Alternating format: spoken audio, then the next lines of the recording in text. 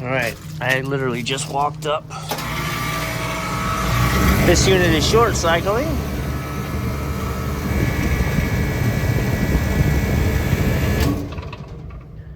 I don't see the cyclast being a problem. Maybe I do. Hard to tell.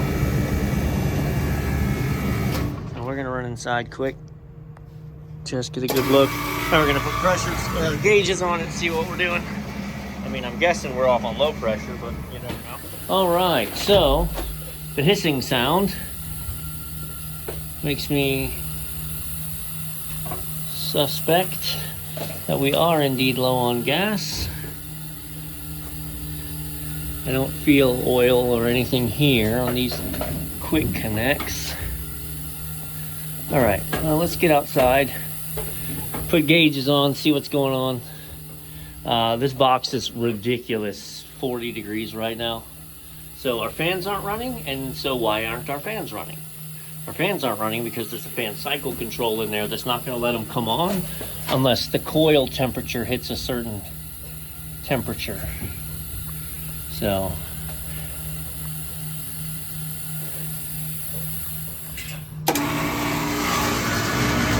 it's definitely shutting off on low pressure. I just want to take a quick look visually before I gas up.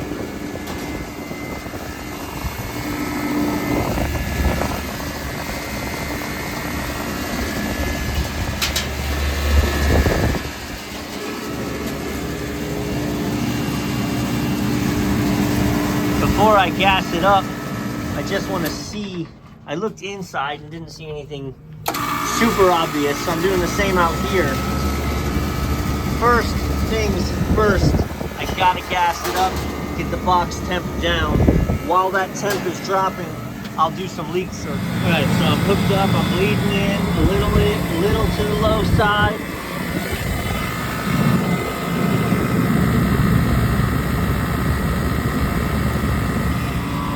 And a half. I shut it down to let it level out.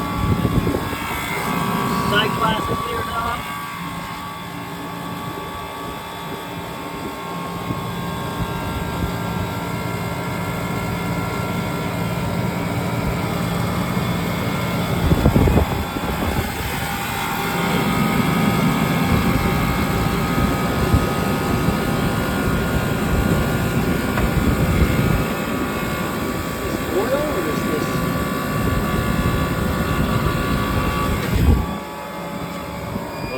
Clear outside, and as soon as I walked into the box, she went wild.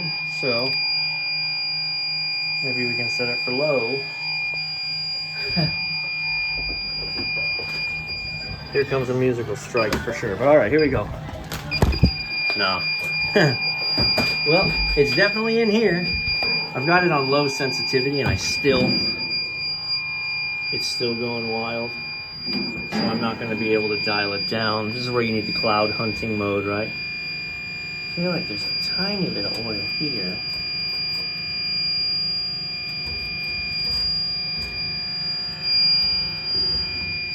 But for it to be going crazy like this in here, it's got to be serious.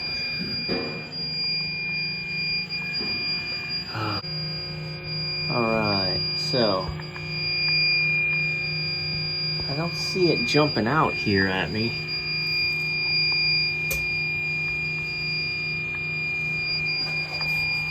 All right, so I'm gonna break out the whisper and go inside, but I want to equalize my pressures first. So my bottle is turned off, right? And then I just opened both of my gauges so that I'm bleeding over my high side pressure to my low side. Now we should have 150 plus PSI inside.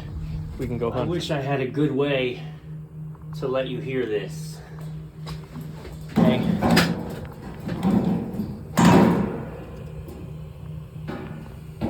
But I'm pointing at the back side of the TXV, and it is off the charts loud.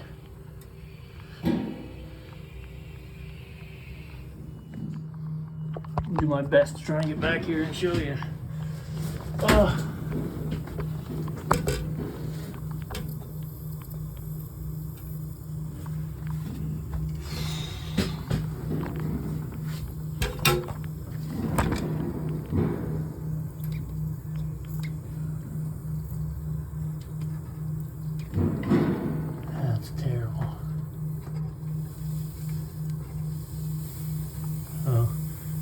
broken loose going into the TXV, and I can't repair that because it's going into the valve, right? I can't heat this up, so I gotta change this TXV.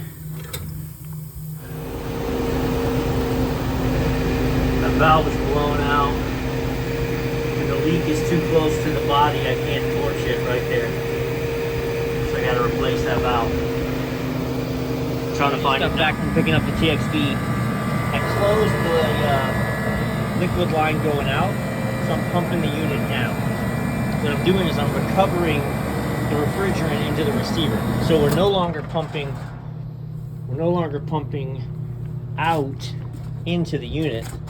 I'm gonna open this and manually run it from the contactor for a minute, so that I can really draw everything down.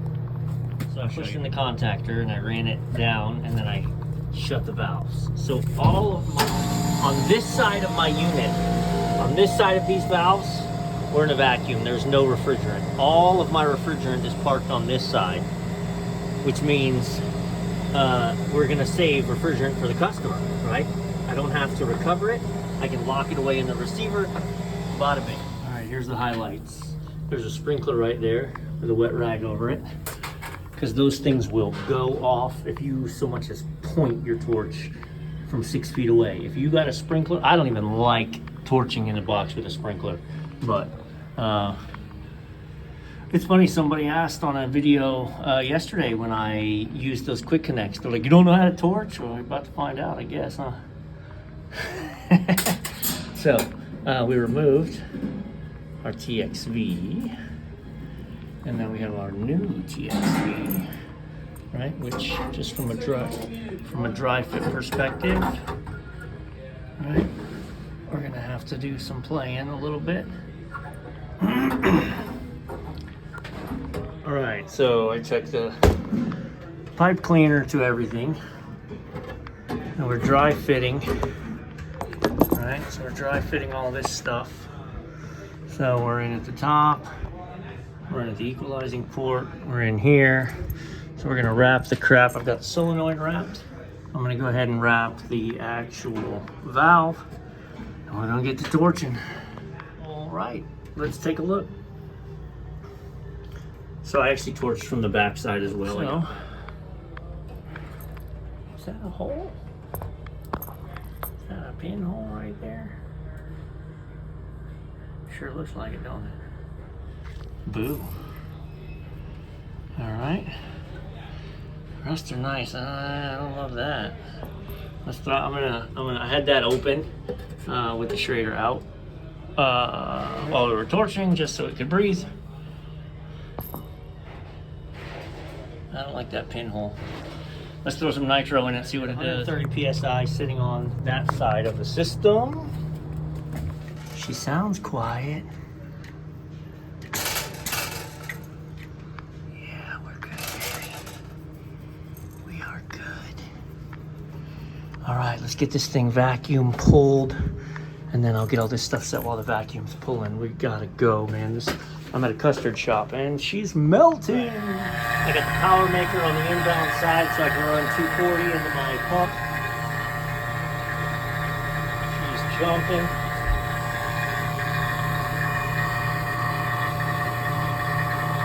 I actually just changed the oil in my pump. That's something I don't do often enough. So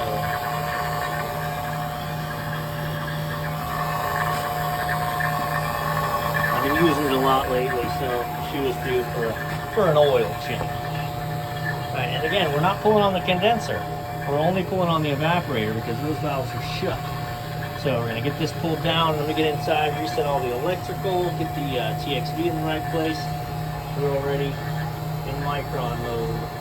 All right, 1120 and dropping. I've got the solenoid set up inside. I've got the TXV sensing bulb set up inside. Now, don't listen to the music. You're gonna give me a strike. Don't listen to it. All right. Now, I'm gonna put a stubby on there, so that once I do fire it up, I can connect in here, set my superheat. Actually, I'm going to do that with my real gauge so I can hook up and get real superheat.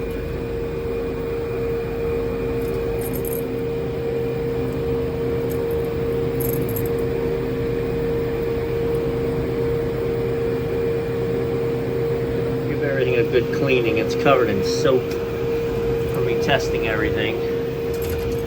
I've taken the cap off so I can make my TXV adjustment. Bigger. I'm gonna have to play a little bit. All right, we pulled it down to almost 500 microns, just above it. I got antsy and I canceled it. So we'll see. She's raising up a little bit. We'll see what it rises up to over 10 minutes. Make sure we're dry enough and make sure there's not any other leaks. I know we're not leaking from the TXV. We skipped a lot of steps on you. We're running. She ran up to about 1070 microns, 1070 at 9 minutes. So I released the hounds of the valves are back open. Sight glass is clear at the moment.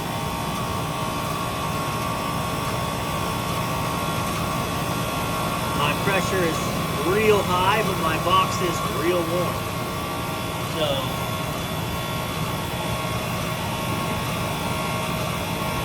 we're going to give it some time for the box to pull down, and I'm going to move this unit inside where I can adjust the TXV properly. Alright, so all this is real. I am connected to my suction line, so that is my real superheat out here at 40. So obviously that would need to be adjusted, but I'm going to let the box pull down first.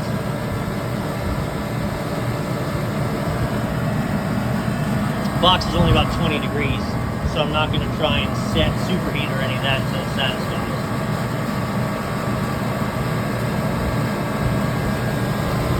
Coming back at 40.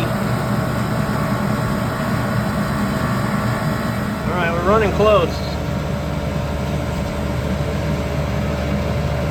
The box, the inside box is about 5 degrees. So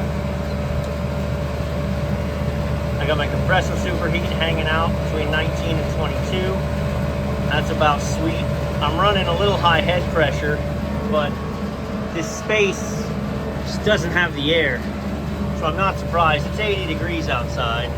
We're reading 112, so 30 above is about right. I'm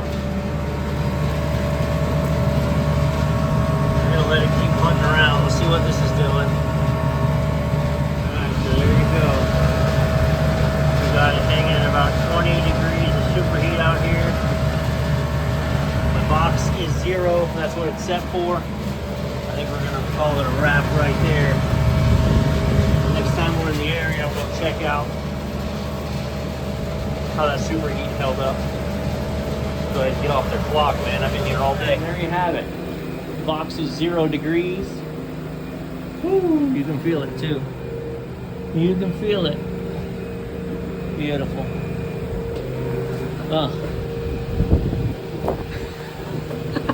Oh man, I forgot to take that off. There you go. That's what a 0 degree freezer will do to your wet rag.